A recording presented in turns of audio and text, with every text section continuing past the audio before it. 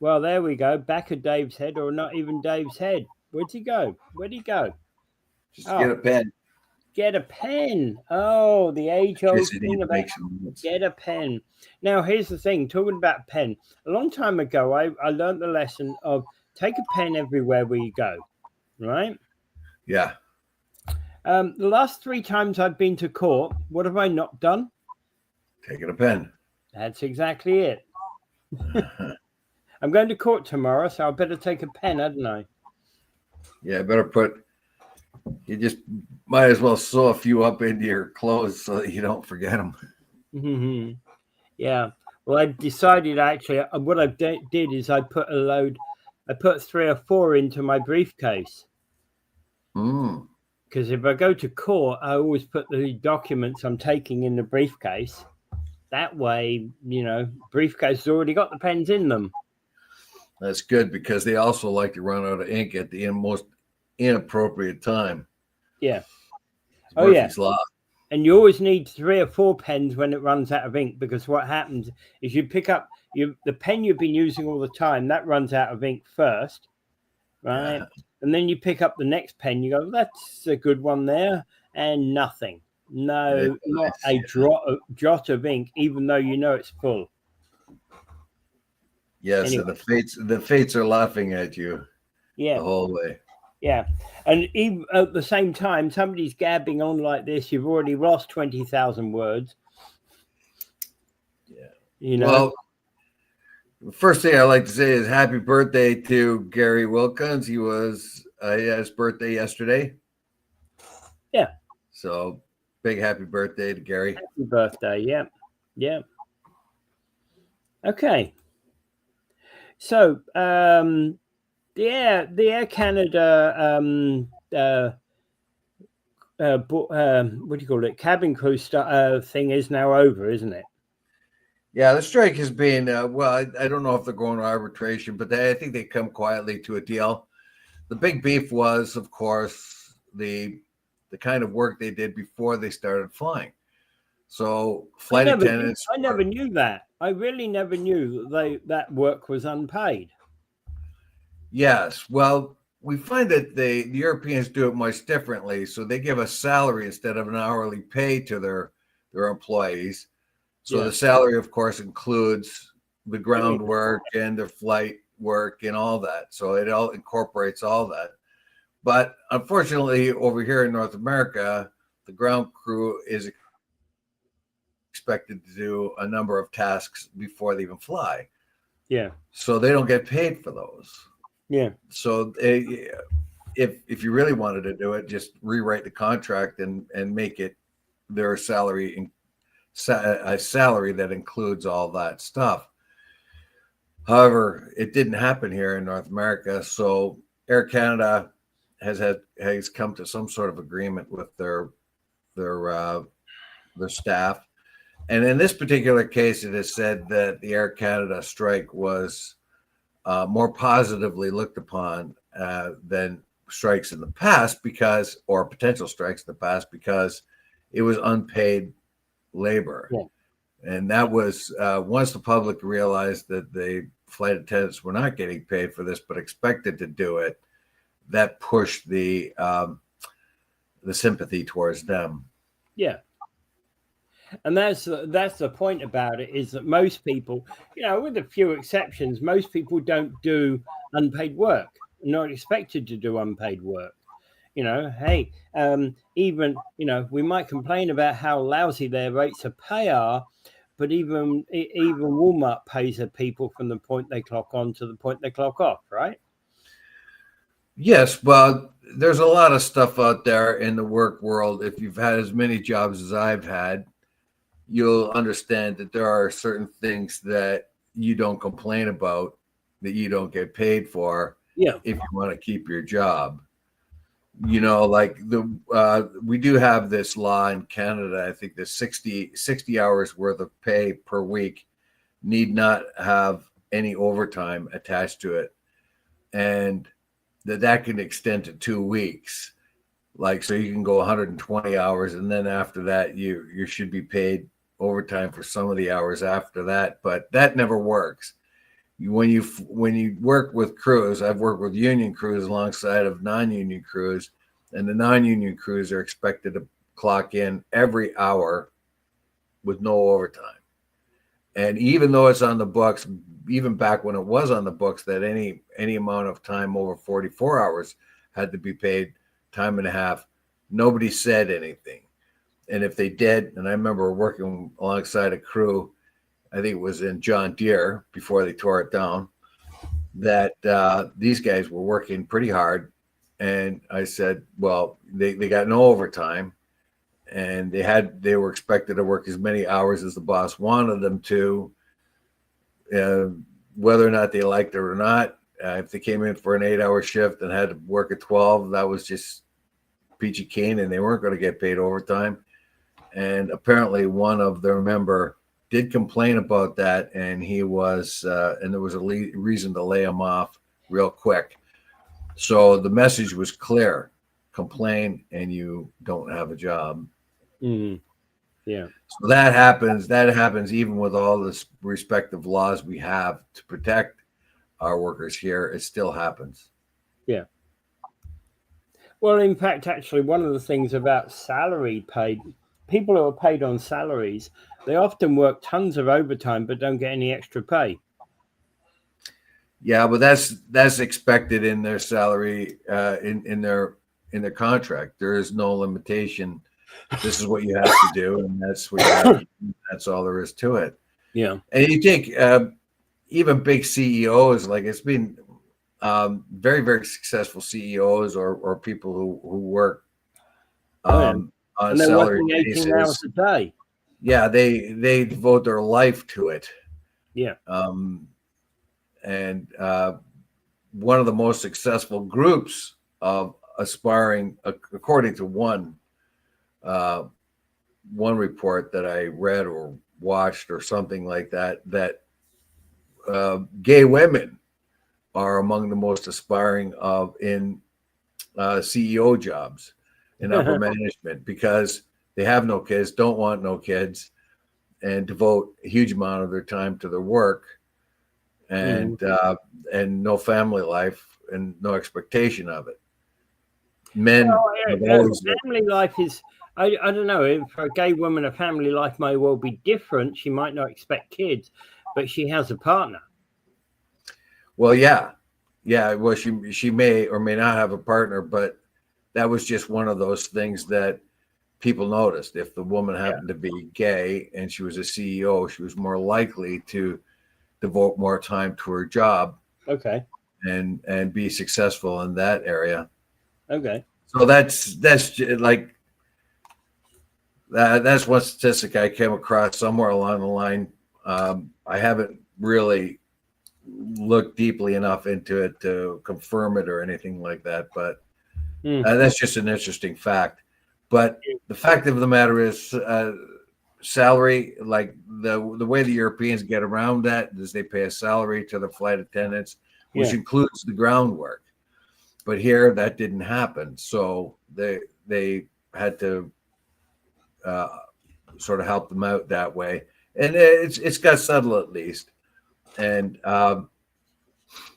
anyway, that's just one more thing that's going to add a little bit more price to your plane ticket. But who cares, as long as they're getting paid well. That's the main thing. Yeah. Well and fairly. Fairly, I think it's fairly. Fair. Well is a different thing. Well is a different aspect than fairly. If your wages and everything have been calculated and it's all fair, that's a different matter than whether it's what you should be paid. Well, yeah, but the thing is, if you're being paid well, you're likely being paid fairly. Yeah. So I don't know, for the job you're doing. So in any case, fairly will make sure that their compensation is fair. Yeah. And all right. So yeah, that's just the thing. You buy a car and the labor that went into it was fairly paid. Exactly. That kind of thing. Yeah, exactly. Okay, so moving on. Ontario homeowner was charged with allegedly assaulting an intruder. And this has brought up a whole question, debate this weekend about what is a person's rights when defending their home.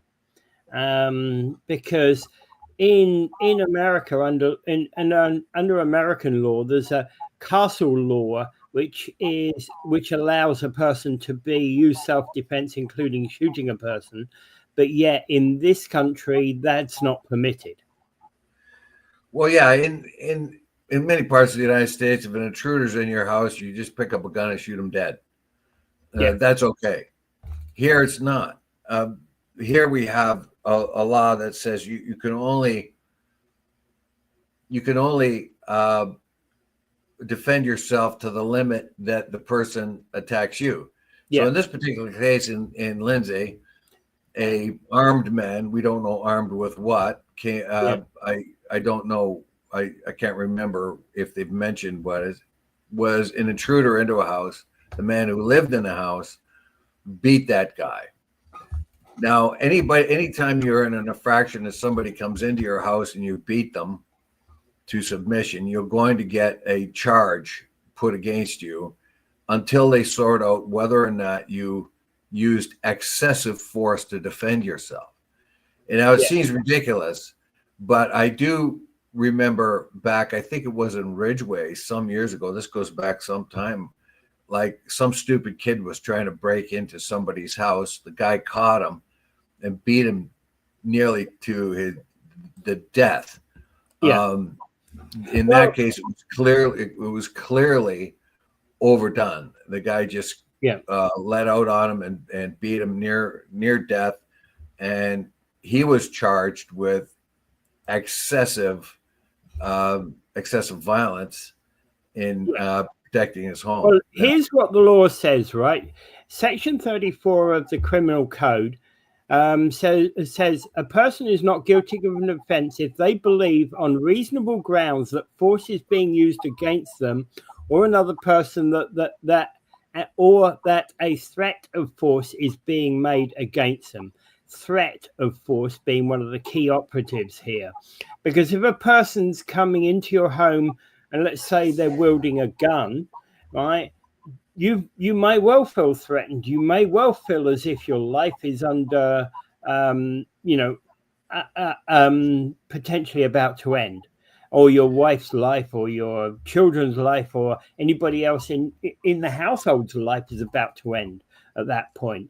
But that doesn't mean under Canadian law that you have permission to shoot them. Well, if somebody comes into your house with a gun, then you are under extreme threat. So if you happen to have a gun and shoot them before they shoot you, you're probably okay. Because somebody's come in with a gun. If somebody comes in with a knife or a baseball bat or something like that, and then you shoot them, you may you have to prove the fact that the person attacked you with the baseball bat. If you have a gun and they have a baseball bat, actually, you should be able to subdue them. But if you've got a baseball bat, he's got a baseball bat, then that seems to be not fair game. It's not the if they attack you part; it's perceived attack part, right? You come down. Sure. If somebody comes into your house with a gun, you perceive that they could attack you with a deadly weapon. So if you have a deadly weapon, who could complain that you used it? And you see, it's the perception of what is reasonable force, and how much do you perceive them to do damage to you, and that's what impacts our law. Well, in the case of Lindsay, did the guy overdo it when he had an intruder in the house, right? And he defended his valuables, his family, or whatever, or himself. When he beat the guy, did he overdo it? Yeah. Could he have subdued him with less force? Yeah. That's the real tricky part, because when you're in an enraged situation like that, and the adrenaline and you know, the adrenaline is flowing. Well, right now you're kind of, you don't make reasonable assessments. Now I hit him twice. He came at me with a baseball bat. I took it from him and I hit him twice with it. Was that excess? If you hit the guy 30 times, then the cop could say, okay, well, you subdued him after the second time, obviously, and you just kept beating him. So now you've overdone it. So that line is very, very difficult to overcome. Is what, like, you're in a situation where fear and anger and rage gets into it. Like if somebody broke into my house and they're there, you know, I've got a hockey stick, so I might beat the crap out of him with a hockey stick. You know what I mean? And then the cop comes along and says, well, you shouldn't have beat him. Well, what's he doing in my house? Why is he stealing stuff? Right away, you feel threatened. So it's good. It's pretty tough. Now, Doug Ford has put his foot in it, and he shouldn't have said anything really, but he said that this guy in Lindsay was protecting his property, and the police came after him. And in the past, the judges have been real bleeding hearts and let people off that have broken into somebody's home. But there is the matter, and I do remember the one, I believe it was in Ridgeway, but I can't remember for sure, where a guy really overdid it on some kid that was trying to break into his house. Like he was clearly stronger and could overpower the kid. And all he had to do was kind of subdue him and call the cops. But he really overdid it, and he was charged. That is the point under our rules, that you're supposed to call the cops, right? Well, yeah, you definitely call the cops, but in the meantime, you're going to protect yourself, aren't you? It's a very weird thing. But like in the States, if you put one foot in somebody's house and he doesn't want you there, you can shoot him dead, and that's okay. Yeah. Okay. So although in some states are different, like in the state of New York, for instance, they do have excessive force rules because there's so many guns there. Yeah. And I remember talking to some Americans when I was visiting there a few years ago, that an irate boyfriend was banging on the door of a house where his girlfriend lived, and he was all upset and banging like crazy. And the son of the house had a 9mm pointed at the door. Seriously. So an irate boyfriend, say if he did manage to knock down the door and he wanted to confront his girlfriend, this kid with a 9mm would have shot him. That would have been excessive force in New York. Yeah. So when he was on the phone with his father, his father said, get rid of the gun, because if you use it, you're going to be problem. But the fact is, they had a 9mm in the front hall for anybody to use in case somebody came through that door. Yeah. You can see the problem. I mean, if somebody comes home drunk or something like that and rowdy, walks through the door, and a nervous person on the other side shoots them.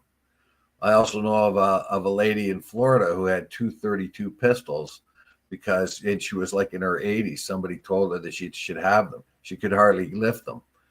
But you can imagine her being kind of nervous, even if she woke up from a nap and there's guys that were in there fixing her furnace or something, and she just shot them inadvertently. So the gun thing in the States is pretty unusual and stupid. But what do you do? Where is the line?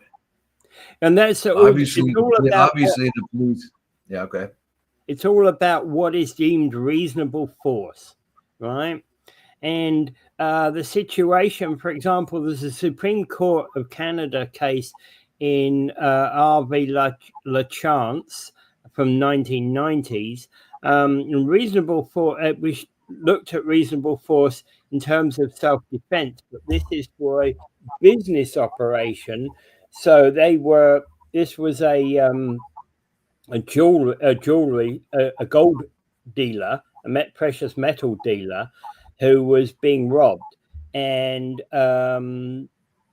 basically the question there was about what was reasonable force, and so that's different than household. So what happened then? Did you shoot somebody or what? Yeah, well, essentially no. They It was a concealed knife. You're stabbing, basically.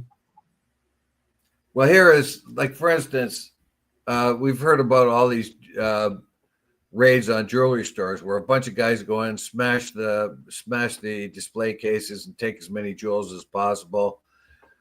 If it was in the United States and somebody did that, the man behind the counter could get a gun and start shooting. Yeah. Up here, you can't do that. Yeah.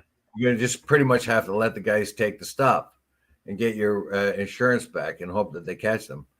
So, but there's been a lot of this mob thievery going on where a bunch of guys come in and smash up things and take it and run away really fast. They were hitting a lot of jewelry stores. Well, yeah, you're out of luck if you're the owner of the jewelry store. But do you really want to kill somebody just because they're stealing your stuff?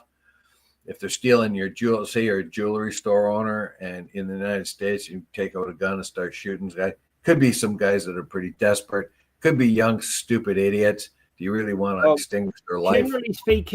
Generally speaking, in commercial situations, most the court would generally say there's insurance there for that sort of thing, robbery. Leave it be. Yeah, well, then talk about your insurance company will now put your rates up and et cetera, et cetera. Well, there's no way of recouping this. So basically, but the question here is, if I was a jewelry owner and a bunch of guys come in, I know that probably a lot of them are going to be young. Do I want to extinguish their life because of jewelry? Do I?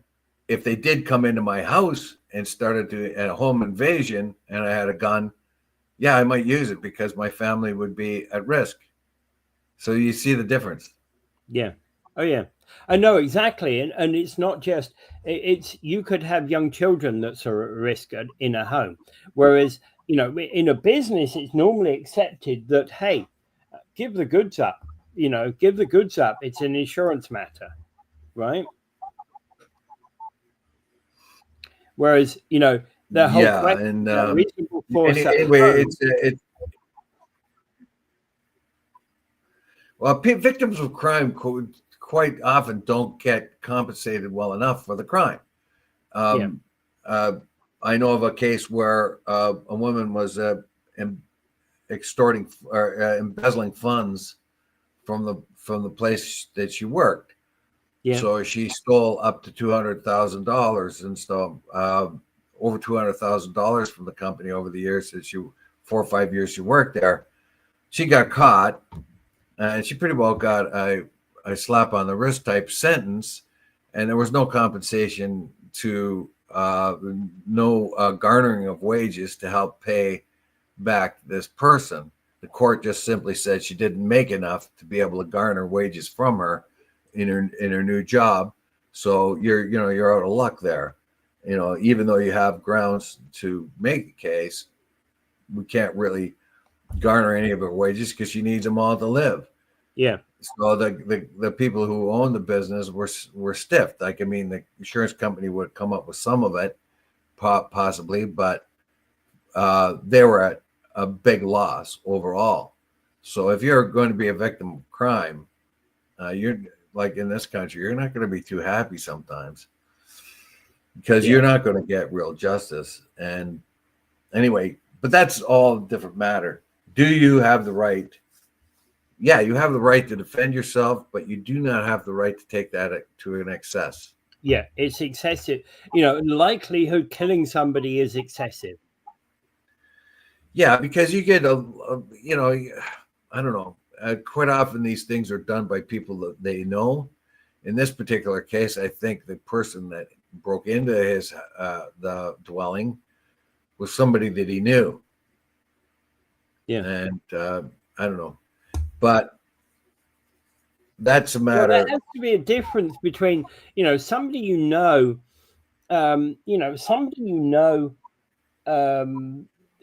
you probably would know more about their character than somebody who came in and you never knew them, you didn't recognize them, and they're saying your money or your life. Or I know something like your money or your wife. Yeah. Well, I remember my grandmother, she lived they lived in a tough part of town in Toronto for many years. So she always had a baseball bat beside the door.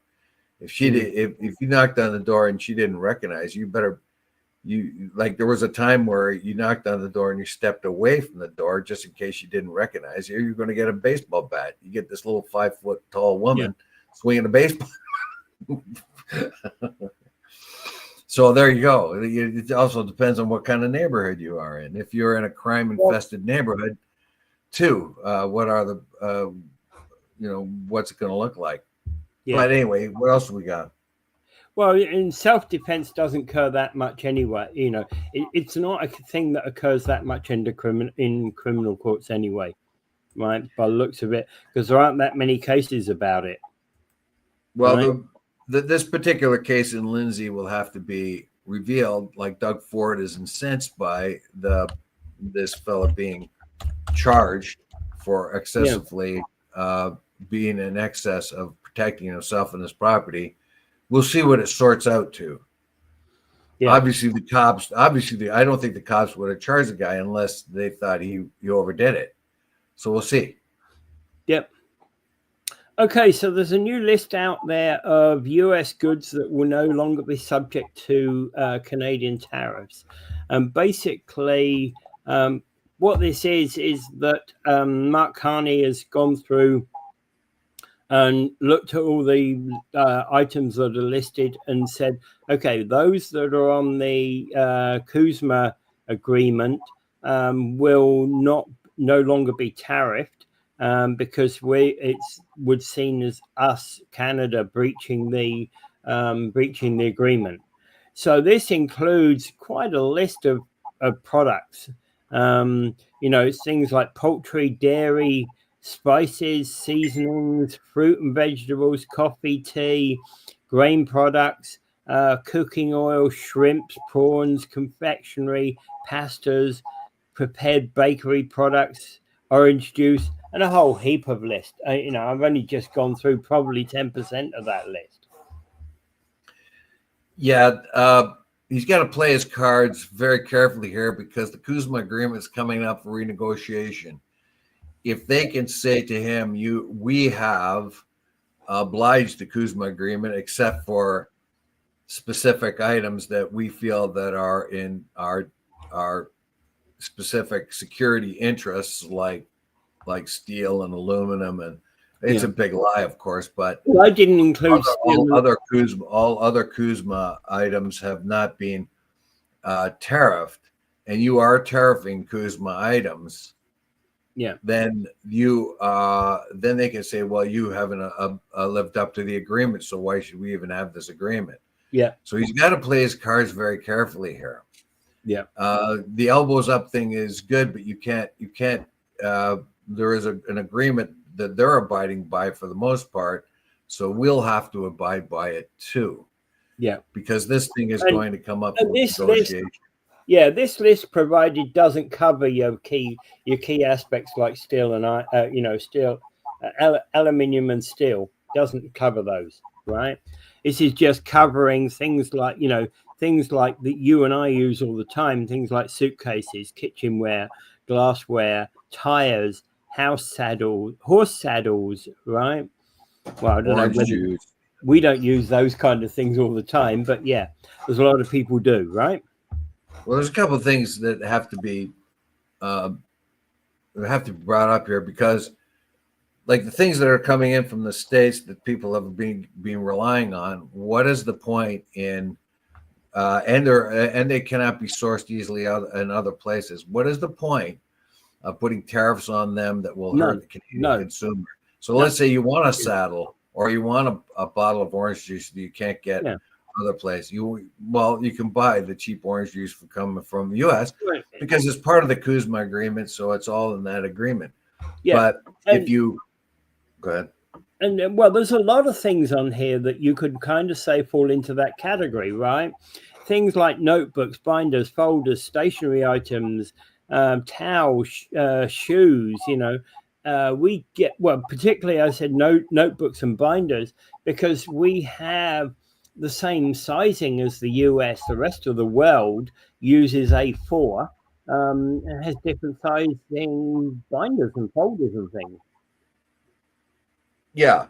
Now the thing that is excluded from this, of course, is steel and aluminum. Because they tariff ours, we can tariff theirs. Even though it might be part of the Kuzma agreement originally, the United States said as part, and softwood lumber. So, and things of that kind. Yeah. So they tariff us, we can tariff them back on those items. Yeah. So it's got to be a tit for tat kind of thing.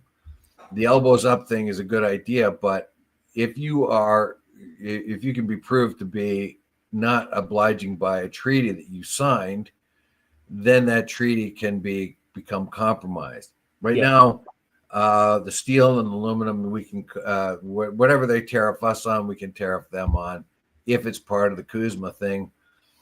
All other things that are part of Kuzma, you just leave them alone for the most part right now. Yeah, and that's for the legal reason, not to give them an excuse to abolish the Kuzma thing, but also to zero in on those items that the United States claims to be part of their security apparatus.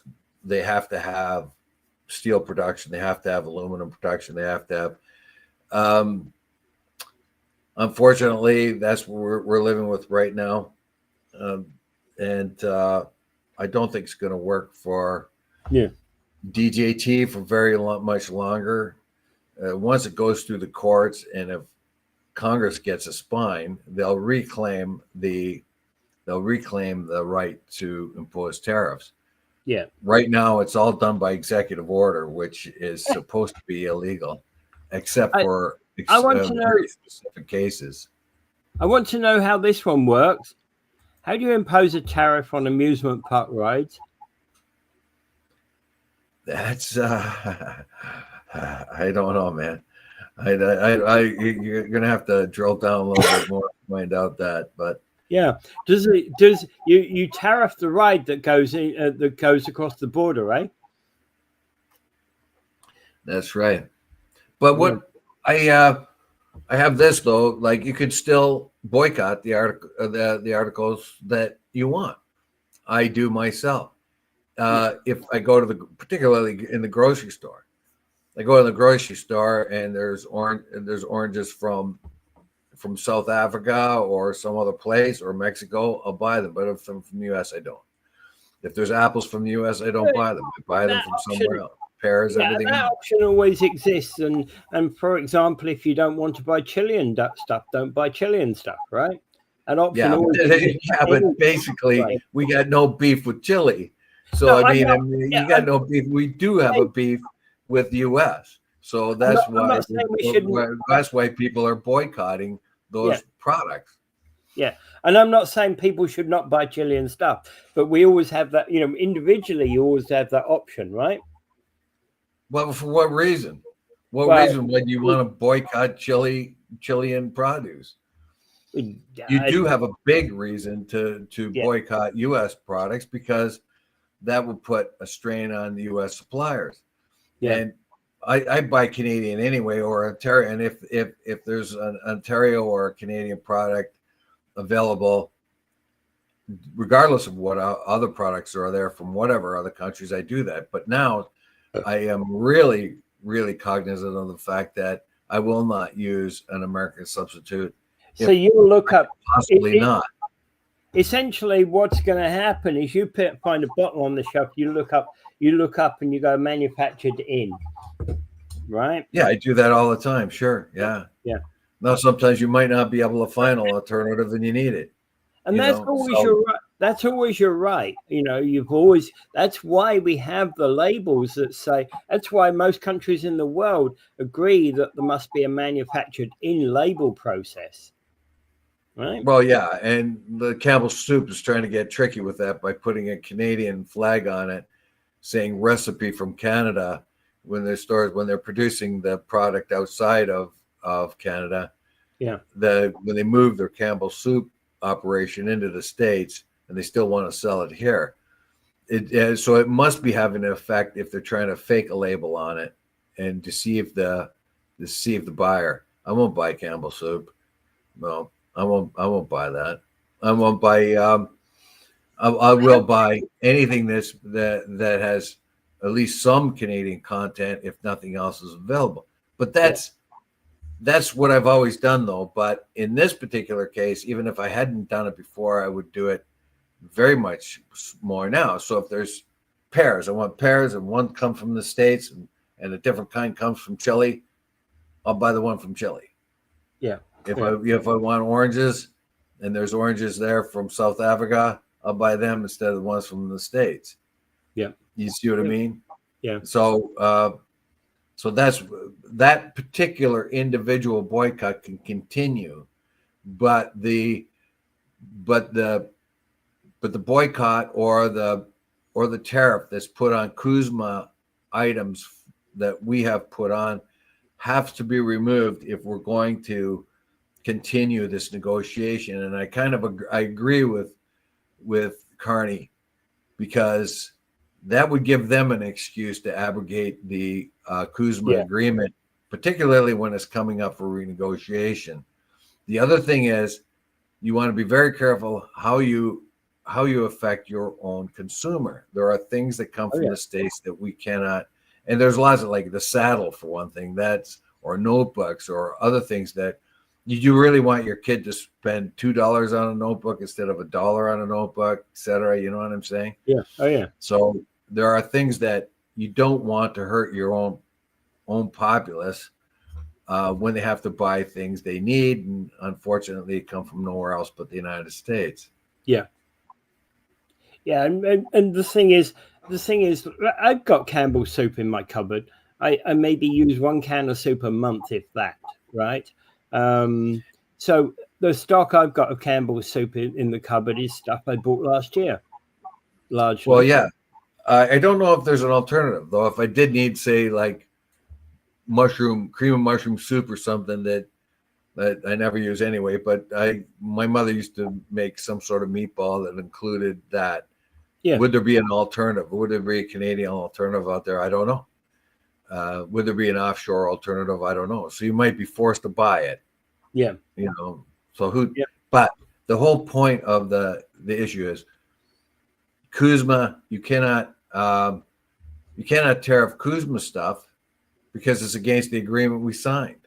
Yeah. And to do that, I mean, Trump can get away with everything because but we must be seen his tariffs on steel and aluminum are contrary to Kuzma, so he's using different laws to overcome that, and Congress hasn't found a spine. Well, we must be seen as actually of that back.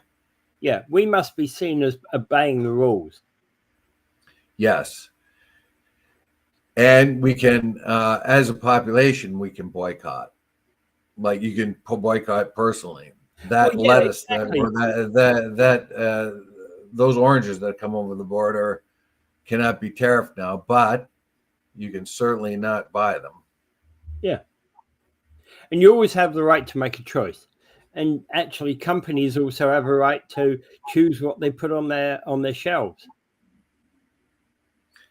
That's right. Well, we'll find out how this whole tariff thing's happening. It's very, very unusual. I expect that Donald Trump will be pushed aside somewhere within the next year because he is too erratic. I think he's making the Republicans very, very nervous. They find themselves to be very, very vulnerable. Someone's going to take over. And unfortunately, a lot of the drive for what allowing Trump to do all of this is because he can get votes where most of them can't. And that frustrates the other Republicans. But there is a movement within the Republican Party that follows the Project 2025 ideal, which basically will see the democracy devolve to the point where when you go to the ballot box, you'll have a choice of two Republicans. You know, it'll be like a communist party. When you go in communist parties, when they had elections, you could elect this communist guy or that communist guy. And that's going to be the same in the States now. You're going to find yourself voting for which Republican you want. And Democrats and others won't even be a part of it. Well, if that Project 2025 carries on the way it is. Mm-hmm. All right. Okay. Anything else to be said about these good tariff goods? No, just I don't know. You do what you can. You have to feed your family. You have to do what you have to do. But everybody should buy as few American things as possible. Go to the United States as least amount as possible. That kind of thing. As an individual protest. Well, yeah, but again, that's you and I may have different choices in that regard, right? Sure, but that's one way where we could chip in. It's a war. It's a tariff war, so we can't make it easy for the beloved leader. Yeah, and the thing is, the truth of the matter is that we all have our preferences. For any product that we buy, we all have our preferences. It's like, hey, it's like, we were talking about this at the office yesterday. Apple versus of cell phones, right? It's all personal choice. At the end of the day. Well, yeah. Whether you like product A or product B. There are many things that anyway. It's up to you. But most Canadians are trying to limit the amount of American stuff they buy. It's not always possible, but that's one way we can help. We can help other Canadian producers that way. All right. Okay, so a couple of weeks ago, Ford talks about a ban of medical research using cats and dogs, and how he's actually vowing to go through with this. He doesn't like the concept that our pets are being used for experimentation. And of course, it's not our pets, but they could be. Be stray dogs, stray cats, that kind of thing. Now here's the problem I see. Now they're going through sort of medical trials, and they're putting these animals under stresses to test the abilities of their heart or whatever else. In this particular case, it mentioned something about a dog being having, I think, some induced sort of to have heart attacks. Yeah, induced heart attacks and stuff. Yeah, it's cruel. It definitely is cruel. But however, on the other hand of it, where do you then begin to do your experiments that then will help humans? You see what I mean? Like it's a double-edged sword here. Nobody wants animals to be cruelly treated, but we have strays and we have all kinds of cruelty within our society with animals, with pets, all kinds of it that gets unaddressed. But then you do have a stray dog that nobody wants. It's going to be put down anyway. So what are you going to do about it? Well, let me use that one for an experiment. Where's the ethics here? Is it better to do the experiment on an animal to speed up a medical research, or is it better not to and delay the medical research that may help somebody with a heart or a lung or brain issue? Well, I can understand the cosmetics thing. A lot of cosmetic companies were using animals and putting them through pain, trying different things on them. Yeah, that can be got rid of immediately. But I haven't heard the case yet from the scientific community about what they're doing. So I know immediately the knee-jerk reaction is, no way, don't do that. But we haven't heard from the medical community if this is so beneficial to us that we have to do it. Yeah. So that I see as the double-edged sword. And there's been no, this article doesn't cover any of that, of course.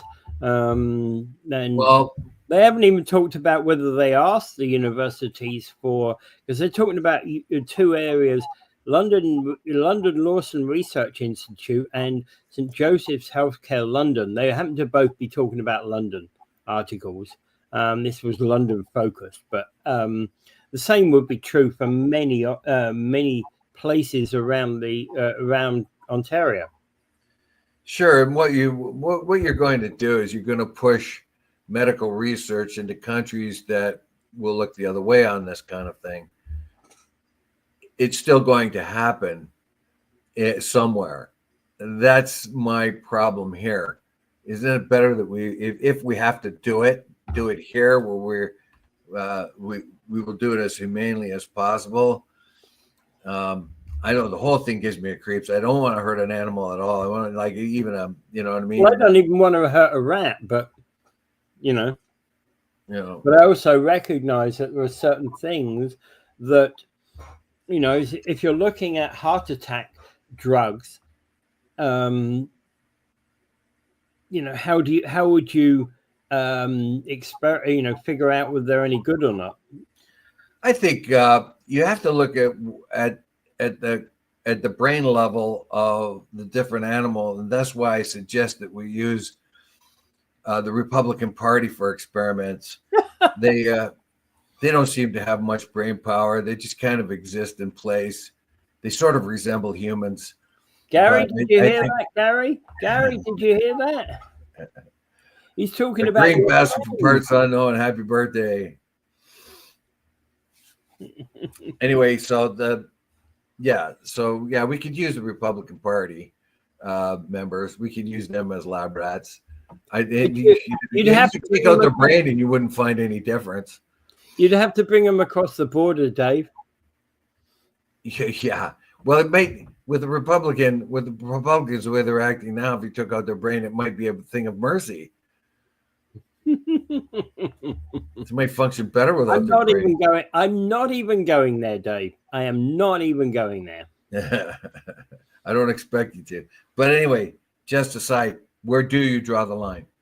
Yeah. So there are medical experiments. I can understand any kind of cosmetic or weird stuff experimenting on dogs. I mean, they used to use humans, for crying out loud. Look what they did to the poor women in Puerto Rico when they were experimenting with birth control pills, right? They didn't have the ingredients right, the recipe right. They put the trials on Puerto Rican women, and it hurt them incredibly. And yet they just kind of washed their hands of it. And you know what I mean? So yeah. That didn't come out till many years later. It used to be done. It used to be the same type of experimentation was done with people in mental asylums as well. Yes, I remember that. Yeah. No, I remember an article about that when I was young, thinking, "Oh my God, that's disgusting." Well, here's one. They in Germany, they would get car trials on very, very dangerous roads, and they would offer inmates, prison inmates, better treatment or less of a sentence if they would try out these cars in very dangerous situations where there were a good chance of them crashing and getting hurt or even dying. That's what they did. Like, okay, we need to test these cars. How can we test them in these conditions? Well, we can't use a regular person. Let's get somebody from prison if they write this. So, of course, a guy from prison says, okay, if I make it through this, I'll get my sentence reduced or I'll get better treatment. And I've seen films of these guys just racing down some slippery mountain road with snow on it and trying to survive it. So that definitely is out the door. But when you come back to animals again, so I don't know. We haven't heard from the scientific community yet as to what this is. Apparently, they've found this to be excessively cruel, this particular incident, and that's what set off for it. But he really should consult the scientific community because there may be no other way to help human beings without experimenting on animals one way or another. I don't know. I don't know if that is the case or not, but he should consult them. Yeah, but remember, they're still eating cats and dogs. In America. Yeah, Oh, it's sorry, Donald Trump got elected. Yeah, sorry, forgot about that. yeah, Bowser's on the barbecue. Where's Bowser? Oh well, he's on the spit. So I don't know. What do we got next?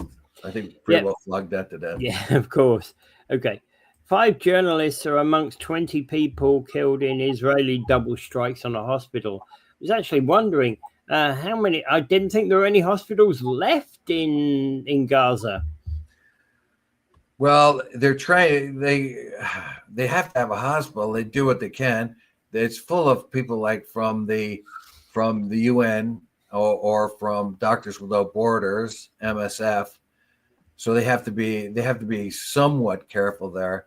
But they did blast through an operating room and killed a bunch of people. There's a place when a bunch of journalists were interviewing a doctor in front of the hospital. That's when the Israelis chose to strike. They knew there was going to be medical staff there and journalists, so that's who they were targeting. Yeah. There's a place where the journalists gather in Gaza. It has a good view of the rubble all around it, and they like to collect there before they go and do other stuff. Israelis know this, so they blasted that area. It's a conscious attempt to shut down all coverage of what's happening in Gaza right now. They've killed journalists that work for the AP, the BBC, CNN, all other news groups. The Israelis refused Al Jazeera. Al Jazeera. They've refused to put in any foreign journalists with free reign in there. They don't want those images coming out, and that's why they're targeting journalists. They absolutely targeted these journalists. The message is clear: if you're a journalist, we're going to kill you. But again, they've also killed health workers who work in for World Health Organization. Yeah, those could be really accidental. That could be. That could be just. They could send a message here and there, but they're going to be a lot more careful about them. But the journalists left in Gaza right now are those freelancers that are working with other companies. They're mostly all Palestinians. So as far as the Israelis concerns, they're fair game. But they'll take out if you happen to be in there before all this happened and you were a European journalist or American journalist in there covering the story, they would target you because it's more important for them that the story doesn't get out. And so they have no moral qualms. They think, oh, this is the existence of our country at stake. So a few journalists' lives, like 200 or 300 journalists' lives, is a minute. Yeah, and actually, talking about the existence of their country at being at stake, that's one of the things that seems to be the current pro-Israeli propaganda right now. That Hamas pledged to wipe Israel off the face of the planet. We find both sides of that. Like we find the Hezbollah sort of indoctrination on the Jewish side and Hamas indoctrination on the other side. They both have the same objective: to eliminate the other. That is to push the other off the land. The Hamas obviously wants to push the Israelis off the land so they can get their land back. And the Israelis obviously want to push Gaza's and West Bank people right out of there so they can acquire that land. So they're both pretty bad, if you ask me. So I don't know can the UN step in there and moderate this. It doesn't seem to be. Since Israel has a blank check, since it has diplomatic immunity because of the United States, and the United States chooses not to be a fair arbiter of peace, and chooses to continue to supply Israel with weapons of destruction, no matter how many innocents get killed, then this is just going to continue on. Yeah, yeah, and But the this, message is very, very clear. If you're a journalist, you got a target on you. yeah, and even though they're wearing press vests. Oh, well, they're doing the same thing. They always do. So they hit this bunch of journalists that were just hanging out around the hospital and places where they normally do. And the Israeli government knows that. They hit them, they killed them, and they said, oh, my, what a mistake. We're going to have an investigation. But what is being called for by the UN is an independent investigation. Well, that never happens.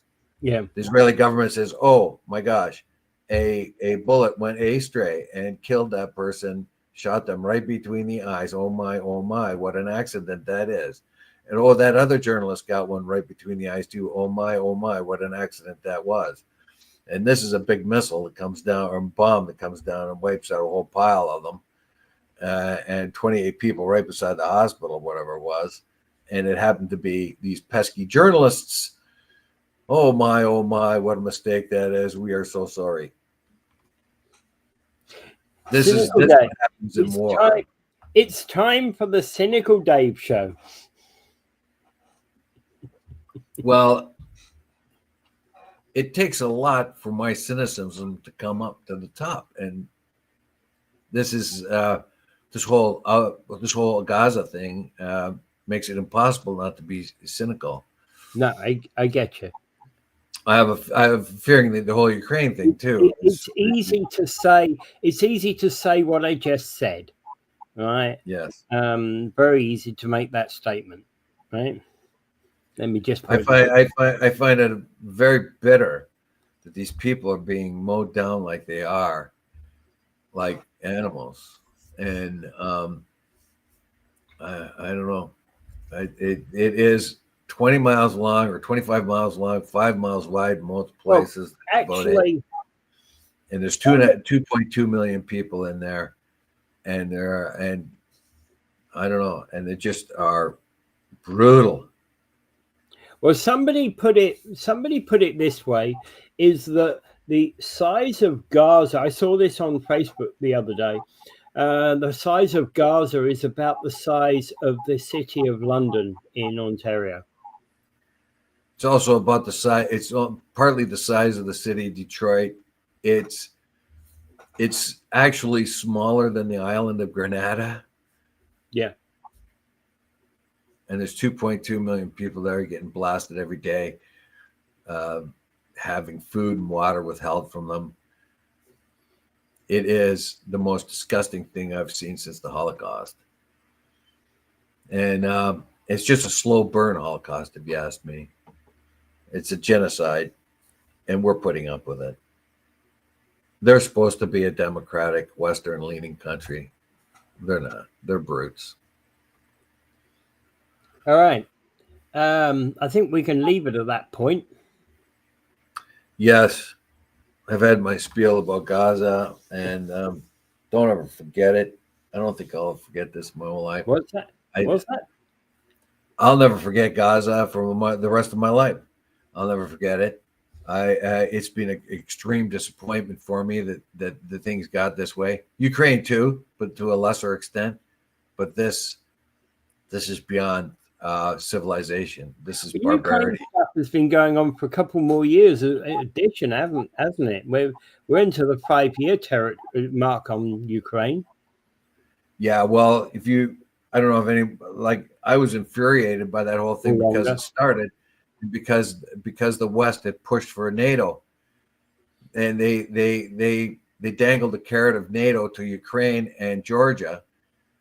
And both Ukraine and Georgia thought that would be a great idea. Well, look what happened to Georgia. Nobody did anything when Russia went in there and crushed Georgia, did they? No. Why did they crush it? Because the West said, hey, why don't you be part of NATO? You're on the eastern end of the Black Sea, and that'll help us choke off Russia. And then they offered it to Ukraine. What do you think the Russians are going to do? Yeah. And then you got a guy, a dictator, cold-hearted dictator like Putin. What do you think is going to happen? So I blame the war on the West, but now we are in this war and we have to settle it somehow or another fairly.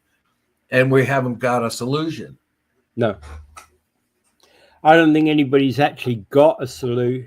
You see, right at the moment, the one solution that's being proposed is that that you keep the status quo, and that Ukraine essentially loses half its territory.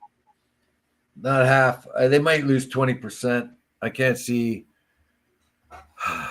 I can't see anything else. You might find a settlement where the Ukraine does not give up the territory, but leases it or gives it up for 100 years or something like that. They did that with Finland for part of its territory. There was a small part of Finland that was given over to Russia for 50 years, a little peninsula. Yeah.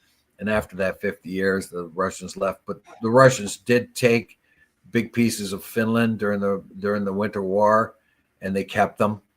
So I don't think the Russians are going to give these up. But what you might do is put a time. They can be independent, but it can't be part of Russia. They have to be an independent state that is leased for 100 years. I don't know what kind of thing they're going to come up with, but right now, the only way to get Russia to turn towards a more peaceful thing is to completely ruin their economy so that they have no more money left. Otherwise, they're just going to keep fighting. Not going to happen, though, is it? No, because it's going to take some hard choices. Yeah. And Putin can always say, look, if you put more military pressure on me, I've got tactical nuclear weapons. I've got nothing to lose. You do. Yeah. Oh, yeah. Yeah. All right. Well, thank you, Dave. And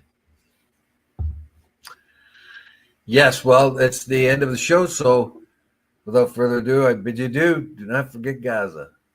Bye-bye. Bye.